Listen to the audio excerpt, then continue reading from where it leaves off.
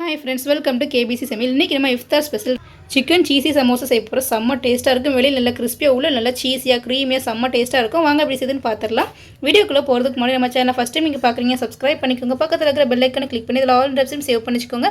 அப்போ தான் நான் போடக்கூடிய ஒவ்வொரு வீடியோஸும் நோட்டிஃபிகேஷனாக வரும். சப்ஸ்கிரைப் பண்ண பார்க்குற புது வியூவர்ஸும் மறக்காமல் சப்ஸ்கிரைப் பண்ணி சப்போர்ட் பண்ணுங்கள். வாங்க வீடியோக்குள்ளே போகலாம். இப்போ ஒரு அகலமான மிக்சிங் பவுலில் ஒரு 1/4 கிலோ அளவுக்கு மைதா மாவு வந்து சேர்த்துக்கலாம். மாவுக்கு தேவையான அளவுக்கு உப்பு வந்து சேர்த்துப்போம். நல்லா மிக்ஸ் பண்ணிவிடுவோம். இந்த மாவில் 2 ஸ்பூன் அளவுக்கு எண்ணெய் வந்து சேர்த்துக்கலாம். எல்லாத்தையும் சேர்த்து நல்லா மிக்ஸ் பண்ணிவிடுவோம். நான் வந்து கொஞ்சமாக தான் வந்து சமோசா செய்கிறனால கொஞ்சமாக வந்து மைதா மாவு வந்து எடுத்துருக்கிறேன். நீங்கள் எவ்வளோ செய்கிறீங்களோ அதுக்கு தகுந்த மாதிரி மாவோட அளவுகளை கூட்டியோ குறைச்சியோ சேர்த்துக்கோங்க. நம்ம சேர்த்த எண்ணெய் எல்லா மைதா மாவுலேயும் படுற அளவுக்கு நல்லா மிக்ஸ் பண்ணிக்கலாம். மாவு இப்படி கொஞ்சமாக எடுத்துகிட்டு பிடிச்சி நமக்கு இந்த மாதிரி ஒரு ஷேப் வந்து வரணும். இப்படி உடச்சி விட்டால் இந்த மாதிரி உடையணும். அளவுக்கு நல்லா மிக்ஸ் பண்ணியாச்சு. இப்போது கொஞ்சம் கொஞ்சமாக தண்ணி சேர்த்து நல்லா சாஃப்டான சப்பாத்தி மாவு பதத்துக்கு பிசைஞ்சு எடுத்துக்கலாம். இந்த அளவுக்கு பிசைஞ்சாச்சு. இது கூடவே வந்துட்டு ஒரு ஸ்பூன் அளவுக்கு எண்ணெய் வந்து சேர்த்துப்போம். இப்போ அதையும் சேர்த்து நல்லா வந்து பிசைஞ்சு எடுத்துருவோம். நம்ம சேர்த்த எண்ணெய் எல்லாமே இந்த மைதா மாவு நல்லா அப்சர்வ் ஆகிற அளவுக்கு அழுத்தம் கொடுத்து பிசைஞ்சிக்கலாம். நம்ம எந்த அளவுக்கு அழுத்தம் கொடுத்து பிசைகிறோமோ அந்த அளவுக்கு மாவு நல்லா சாஃப்டாக வந்து கிடைக்கும். சமோசாவும் நல்லா கிறிஸ்பியாக வந்து கிடைக்கும். இந்த அளவுக்கு நல்லா பிசைஞ்சாச்சு. மேலே கொஞ்சமாக எண்ணெய் வந்து தடவி வச்சிடலாம், மாவு காஞ்சிடாமல் இருக்கிறதுக்காக. இது 10 நிமிஷத்துக்கு நல்லா ஊறட்டும். இது ஊறதுக்குள்ளே ஸ்டஃபிங் வந்து ரெடி பண்ணிக்கலாம். இப்போ ஒரு க்ளீனான கடாயில் 2 ஸ்பூன் எண்ணெய் வந்து சேர்த்துக்கலாம். எண்ணெய் சேர்த்தாச்சு. எண்ணெய் நல்லா சூடாயிடுச்சு. இப்போ ஒரு பெரிய வெங்காயத்தை பொடி பொடியாக கட் பண்ணி வச்சுருக்கு, அதை வந்து சேர்த்துப்போம். இப்போ வெங்காயம் கண்ணாடி பதம் வர அளவுக்கு நல்லா வதக்கி விட்டுக்கலாம். இப்போ வெங்காயம் கண்ணாடி பதம் வர அளவுக்கு வதக்கி விட்டாச்சு. இப்போ நான் வந்து ஒரு 200 கிராம் அளவுக்கு சிக்கனை வந்து இந்த அளவுக்கு பொடி பொடியாக கட் பண்ணி வந்து வச்சுருக்கிறேன், அதை வந்து சேர்த்துப்போம். நம்ம இந்த மாதிரி மிக்சியில் வந்து பல்ஸ் பண்ணி எடுக்கிறத விட நம்ம சின்ன சின்னதாக கட் பண்ணி இது பண்ணும்போது நம்ம சாப்பிடும் போதுமே நல்லாயிருக்கும். நீங்கள் சிக்கனில் மட்டும் இல்லை, இது வந்து மட்டன்லையுமே செய்யலாம், நல்லாயிருக்கும். இப்போது கட் பண்ணி வச்சுருக்க எல்லா சிக்கனையுமே சேர்த்தாச்சு. அதையும் சேர்த்து நல்லா வதக்கி விட்டுடுவோம். அந்த எண்ணெயிலேயே சிக்கன் நல்லா வதங்கி வரணும். நான் 200 கிராம் சிக்கன் எடுத்ததுனால அதுக்கு தகுந்த மாதிரி வெங்காயம் வந்து ஒரு வெங்காயம் வந்து சேர்த்துக்கிறேன்.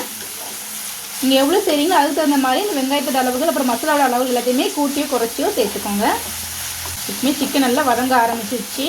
இப்போ லைட்டாக சிக்கன் வதங்கினதுக்கப்புறம் 1 ஸ்பூன் இஞ்சி பூண்டு பேஸ்ட் வந்து சேர்த்துக்கலாம். இப்போ இஞ்சி பூண்டு பேஸ்ட்லேயும் பச்சை வாசனை போகிற அளவுக்கு நல்லா வதக்கி விட்டுக்கலாம். இப்போ இஞ்சி பூண்டு பேஸ்ட்டில் பச்சை வாசனை போகிற அளவுக்கு வதக்கி விட்டாச்சு. இப்போ ஸ்டவ் லோ ஃப்ளேமில் வச்சு மசாலா பொருட்கள் எல்லாத்தையுமே சேர்த்துக்கலாம். 1/2 ஸ்பூன் மஞ்சள் தூள், 1/2 ஸ்பூன் சீரகத்தூள், 1/2 ஸ்பூன் கரம் மசாலா, 1/4 ஸ்பூன் மிளகுத்தூள், 3/4 ஸ்பூன் வத்தல் தூள். நீங்கள் உங்கள் காரத்துக்கு தகுந்த மாதிரி சேர்த்துக்கோங்க. 1/2 ஸ்பூன் சாட் மசாலா. நம்ம சாட் மசாலா சேர்க்கும் போது ஃப்ளேவர் ரொம்ப சூப்பராக இருக்கும். ஸ்டஃபிங்க்கு தேவையான அளவுக்கு உப்பு எல்லாத்தையும் சேர்த்து நல்லா வதக்கி விட்டுடலாம். நல்லா வதக்கி விட்டதுக்கப்புறம் ஸ்டவ் லோ டு மீடியம் ஃப்ளேமில் வச்சு மூடி போட்டு வச்சிடலாம். ஒரு 10 நிமிஷத்துக்கு நல்லா வேகட்டும். இந்த எண்ணெயிலே தான் வேகணும், தண்ணி எதுவுமே சேர்க்க தேவையில்லை. இப்போ ஒரு 10 நிமிஷம் ஆகிருக்கு, திறந்து பார்க்கலாம்.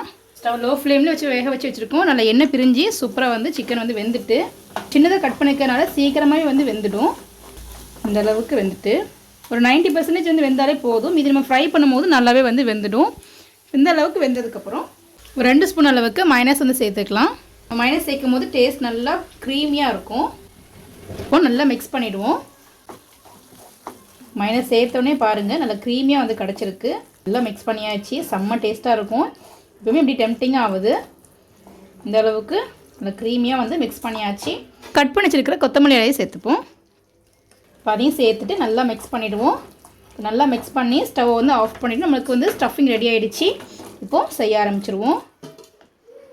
மாவு நல்லாவே வந்து சாஃப்டாக ஊறி வந்துடுச்சு. இப்போது நல்லா வந்து பிசைஞ்சிப்போம். நல்லா வந்து சாஃப்டாக இருக்குது பாருங்கள். இப்போ இதுலேருந்து கொஞ்சம் சின்ன சின்ன பால்ஸாக வந்து பிடிச்சி வந்து எடுத்துப்போம். நம்ம சப்பாத்திக்கு எந்த அளவுக்கு பிடிப்போம் அதில் கொஞ்சம் கூட வந்து பிடிச்சி வந்து எடுத்துக்கோங்க. இந்த அளவுக்கு இதே போல் பிடிச்சி வந்து எடுத்துப்போம். இப்போ எல்லாத்தையுமே இந்த மாதிரி சைஸில் வந்து உருண்டை பிடிச்சி வச்சுட்டேன். எனக்கு வந்து 5 பால் வந்து கிடச்சிருக்கு. கவுண்டர் டாப்பை நல்லா க்ளீன் பண்ணிவிட்டு கொஞ்சமாக வந்து மைதா மாவு வந்து தூவிக்கலாம். ஒரு பால் எடுத்து இந்த மாதிரி மைதா மாவு நல்லா வந்து டிப் பண்ணிப்போம். இது நல்லா வந்து தேய்ச்சி வந்து எடுத்துக்கலாம். எந்த அளவுக்கு உங்களுக்கு மெல்லிசாக தேய்க்க முடியுமோ அந்தளவுக்கு நல்லா மெல்லிசாக தேய்ச்சிக்கோங்க. ஒட்டுறமாக இருந்துச்சுன்னா அந்த மைதா மாவையே வந்து இந்த மாதிரி வந்து போட்டுப்போம். கொஞ்சம் கனமாக இருந்தாலுமே வந்துட்டு சமோசா வந்துட்டு நமத்து போயிடும், மொறுமொறுப்பாக இருக்காது. நல்லா மெல்லிசாக நீங்கள் திரட்டிக்கிட்டால் தான் நல்லா கிறிஸ்பியாக வந்து கிடைக்கும். எவ்வளோ நேரம் ஆனாலுமே நமத்து போகாமல் நல்லா முறுமுறுப்பாகவே வந்து கிடைக்கும். நல்லா ரவுண்ட் ஷேப்புக்கு தான் வந்து மாவு திரட்டணும்னு இல்லை, நீங்கள் நல்லா வந்து மெல்லிசாக வந்து திரட்டிக்கோங்க. எப்படி நம்ம சைடில் உள்ள எட்ஜஸ் எல்லாமே வந்து கட் பண்ணிக்க போகிறோம். இதே போல் நல்ல மெல்லிசாக மாவு வந்து தேய்ச்சி எடுத்துப்போம். பாருங்கள், இந்த அளவுக்கு நல்ல மெல்லிசாக விரித்து தேய்ச்சிருக்கிறேன். இந்த அளவுக்கு வந்து இருக்கணும். இதே போல் எல்லாத்தையும் தேய்ச்சி எடுத்துக்கலாம். நான் எல்லாத்தையும் தேய்ச்சி வந்து எடுத்துட்டேன். சைடில் உள்ளதை வந்து மெதுவாக கட் பண்ணிக்கலாம். நீங்கள் வந்து ஃபுல்லாகவுமே அப்படி ரவுண்டாகவே வந்துட்டு சீட்டை வந்து கொஞ்சம் சூடு பண்ணி எடுத்துகிட்டு அதுக்கப்புறம் கூட நீங்கள் கட் பண்ணிக்கலாம். நான் அந்த மாதிரி ஃபஸ்ட்டு கட் பண்ணி எடுத்துக்கிறேன். இந்த எக்ஸஸாக இருக்கிறது எல்லாத்தையுமே வந்து கட் பண்ணிக்கலாம். இந்த அளவுக்கு நம்ம கட் பண்ணியாச்சு. இப்போ நம்ம இதை அப்படியே நேராக வந்து கட் பண்ணிக்கலாம். 2 ஷீட்டாக இந்த மாதிரி கட் பண்ணிக்க போகிறோம். இதே போல் எல்லாத்தையுமே வந்து ரவுண்டாக இருக்கிறத எட்ஜஸ்லாம் கட் பண்ணிவிட்டு இந்த மாதிரி நம்ம கட் பண்ணி எடுத்துக்கலாம். இப்போ நான் எல்லாத்தையுமே வந்து ஒரே சைஸில் வந்து கட் பண்ணி வந்து வச்சுருக்கிறேன். இந்த மாதிரி கட் பண்ணி ஒன்று ஒட்டாமல் இருக்கிறதுக்காக இடையில கொஞ்சமாக வந்து இந்த மாதிரி மாவு வந்து தூவி வச்சுருக்கிறேன். இந்த அளவுக்கு மெல்லிஸாக நம்ம சமோசா சீட் வந்து எடுத்து வச்சுப்போம். நம்ம ஒரே சைஸில் வந்து அளந்து கட் பண்ணும் போது சமோசா எல்லாமே ஒரே ஈக்குவல் சைஸில் வந்துருக்கும், இல்லை சின்னதும் பெருசுமாக வந்துருக்கும். இந்த மாதிரி கட் பண்ணி வச்சாச்சு. இது சைடில் கட் பண்ண இந்த மீதி எக்ஸ்ட்ரா இருக்கிறது எல்லாத்தையுமே வந்து வேஸ்ட் பண்ணிட வேண்டாம். இதை வந்து நம்ம சும்மாவே வந்து ஃப்ரை பண்ணிக்கலாம். ரொம்ப கிறிஸ்பியாக வந்து கிடைக்கும். மாவு ஒட்டிடாமல் இருக்கணுன்றதுக்காண்டி கொஞ்சமாக வந்து மாவு வந்து லைட்டாக தூவி வந்து வச்சுருக்கிறேன். இது ஃபைனலாக வந்து பொரிச்சுப்போம். இப்போ செய்ய ஆரம்பிச்சிடலாம். இப்போ அடுப்பில் வந்து தோசைகள் வந்து வச்சுக்கலாம். தோசைகள் லைட்டாக வந்து ஹீட் பண்ணிவிட்டு இந்த மாதிரி ஷீட்டை வந்து போட்டுடுவோம். அப்புறம் ரொம்ப நேரம் வந்து வேக வைக்கக்கூடாது. ஒரு 30 செகண்ட்ஸ் மட்டும் தான் வந்து வேக வைக்கணும். லைட்டாக போட்டுட்டு மறுபடியும் கொஞ்சம் தட்டி போட்டுடணும். ரொம்ப வேக வச்சிட்டோம் அப்படின்னா நம்ம சமோசா வந்து ஃபோல்ட் பண்ணுறதுக்கு ஒழுங்காக வராது, உடைய ஆரம்பிச்சிடும். லைட்டாக போட்டுட்டு இந்த மாதிரி 2 சைடும் கொஞ்சம் கொஞ்சம் போட்டுட்டு எடுத்துடணும். இந்த மாதிரி இருந்தால் போதும், எடுத்துடலாம். இந்த அளவுக்கு இருந்தால் போதும். இப்போ எடுத்து வந்து வச்சிடலாம். இதே போல் எல்லாத்தையும் வந்து சமோசா ஷீட்டை வந்து ரெடி பண்ணிக்கலாம்.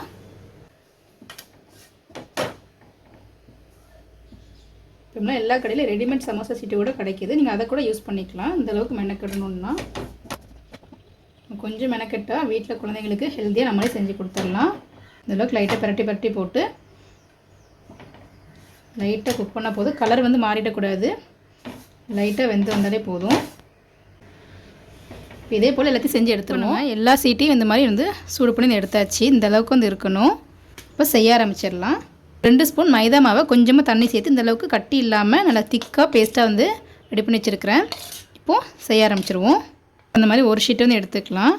இந்த மாதிரி கரெக்டாக முக்கோணமாக இந்த எட்ஜ்லேருந்து இந்த எட்ஜ் வரைக்கும் கரெக்டாக வந்து மடித்து விட்டுப்போம். பாருங்கள், இந்த அளவுக்கு ஈக்குவலாக இருக்கிற மாதிரி மடிச்சிட்டு இப்போ அதே பாட்டை அப்படியே எடுத்துகிட்டு நேராக இந்த சைடு கிராஸாக கரெக்டாக கொண்டு போகணும். இந்த அளவுக்கு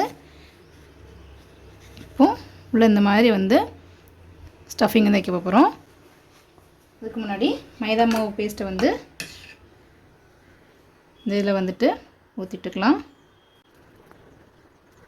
இப்போது இந்த மாதிரி மடிச்சுட்டு அப்படியே இந்த சைடு வந்து வச்சுக்கிறோம். இப்போ ஸ்டஃபிங்கை வந்து உள்ளே வந்து வைக்க போகிறோம். அதில் இந்தளவுக்கு 1 ஸ்பூன் அளவுக்கு ஸ்டஃபிங் எடுத்து உள்ளே வந்து வச்சிடலாம். ஸ்டஃபிங் ரொம்பவும் நிறைய வச்சிடாதீங்க, 1 ஸ்பூன் அளவுக்கு கனெக்ட் பண்ணிக்கோங்க. இந்த அளவுக்கு வச்சுட்டு மீதி இருக்கிற பாட்லேயும் கொஞ்சமாக வந்து மைதா பேஸ்ட்டை வந்து தடவி விட்டுப்போம். இதை இந்த மாதிரி க்ளோஸ் பண்ணிக்கலாம். மீதி இருக்கிறத இந்த மாதிரி மடித்து எடுத்துக்க போகிறோம். இப்போ இதே போல் எல்லாத்தையுமே வந்து செஞ்சு வந்து எடுத்துருவோம். இப்போ எல்லாத்துக்குமே இந்த மாதிரி நம்ம ஷீட் ரெடி பண்ணி சமோசா வந்து ஃபில் பண்ணி வச்சுட்டு இப்போ பொரிக்க ஆரம்பிச்சிடலாம். கடாயில் வந்து எண்ணெய் சேர்த்துருக்கு, எண்ணெய் நல்லா சூடாகிடுச்சு. இப்போ ரெடி பண்ணி வச்சுருக்க சமோசாவை இதில் வந்து போட்டுடலாம். உங்கள் கடையோட அகலத்தை பொறுத்துட்டு 1 தடவை 2 தடவை சேர்த்துக்கோங்க. போட்ட உடனே பரட்டி போட்டுறாதீங்க. ஆயில் நல்லா ஹீட் பண்ணிவிட்டு ஸ்டவ் வந்து மீடியம் ஃப்ளேமில் வச்சு வேக வச்சு எடுத்துப்போம். லோ ஃப்ளேம் வச்சிட்டிங்கன்னா ரொம்ப வந்து எண்ணெய் குடிக்கும். ஹை ஃப்ளேம் வச்சிட்டிங்கனாலும் சட்டுன்னு வந்து கரிஞ்சிடும், மொறுமொறுப்பாக வந்து இருக்காது. மீடியம் ஃப்ளேம்லேயே வச்சு நல்லா வேக வச்சு எடுத்துப்போம். இந்த மாதிரி லைட்டாக மேலே வந்ததுக்கப்புறம் மெதுவாக வந்து பரட்டி போட்டுக்கலாம். இந்த மாதிரி நல்லா ஈவனாக பரட்டி போட்டு 2 சைடுமே நல்லா கோல்டன் ப்ரௌன் அளவுக்கு பொரிச்சு வந்து எடுத்துப்போம். இப்போ 2 சைடும் நல்லா வந்து செவந்து வந்துருச்சு. இந்த அளவுக்கு இருந்தால் போதும், எடுத்து வந்து வச்சிடலாம். இப்போ நம்மளுடைய iftar special chicken cheesy samosa ready ஆகிடுச்சு. செம்ம டேஸ்ட்டாக இருக்கும். வெளியில் நல்லா கிறிஸ்பியாக உள்ள நல்லா சீஸியாக நல்லா க்ரீமியாக ரொம்ப டேஸ்ட்டாக வந்துருக்கும். கண்டிப்பாக நீங்களும் இந்த இஃப்தாருக்கு ட்ரை பண்ணி பாருங்கள். குழந்தைங்களுக்கு பெரியவங்க வரைக்கும் எல்லாமே விரும்பி சாப்பிடுவாங்க. அவ்வளோ சூப்பராக வந்துருக்கும். நீங்களும் வீடியோ ட்ரை பண்ணி பார்த்துட்டு எப்படின்னு சொல்லி கமெண்ட் பண்ணுங்கள். இந்த வீடியோ பிடிச்சிருக்குன்னு நினைக்கிறேன். பிடிச்சிருந்தா லைக் பண்ணிக்கோங்க. உங்கள் ஃப்ரெண்ட்ஸ் அண்ட் ஃபேமிலிஸ்க்கும் ஷேர் பண்ணுங்கள். இது போல் நிறைய வீடியோஸ் பார்க்கணும் மறக்காம சேனலுக்கு சப்ஸ்கிரைப் பண்ணிக்கோங்க. நம்ம சேனல் இஃப்தார் ஸ்நாக்ஸ் ரெசிபிஸ் ட்ரிங்க்ஸ் ரெசிபிஸ் நிறைய போட்டிருக்கோம். அதோட லிங்க் டிஸ்கிரிப்ஷனில் இருக்கிற மறக்காம செக் பண்ணி பார்த்துக்கோங்க. ரொம்ப ஈஸியாகவும் இருக்கும். ரொம்ப டேஸ்ட்டாகவும் இருக்கும். தேங்க்ஸ் ஃபார் வாட்சிங்.